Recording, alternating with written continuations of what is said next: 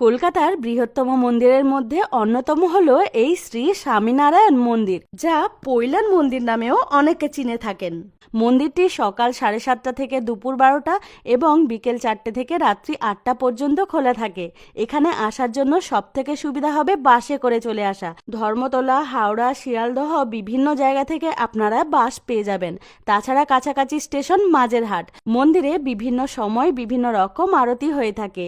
এখানে আপনারা পুজো দিতে পারবেন না, শুধুমাত্র মন্দিরের গর্ভগৃহে সোনার স্বামীনারায়ণ প্রভুর মূর্তির ওপর জল অভিষেক করতে পারবেন।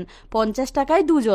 এই মন্দিরে দর্শন পাবেন মহাদেব, দেবী পার্বতী, গণেশ, প্রভু রামচন্দ্র, মাতা সীতা, হনুমানজি, রাধাকৃষ্ণ, ঘনশ্যাম মহারাজ, শ্রী স্বামীনারায়ণ প্রভু ও আরও অনেকের।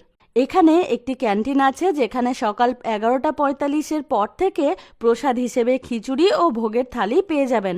সুবিশাল এরিয়া জুড়ে রয়েছে মন্দিরটি, আর মন্দির প্রাঙ্গণে রয়েছে বহু বসার স্থান। আমরা এই মন্দির প্রাঙ্গণে বেশ অনেকটা সময় কাটিয়েছি। একদিনের ছুটিতে চলে আসতেই পারেন এই শ্রী স্বামীনারায়ণ মন্দিরে।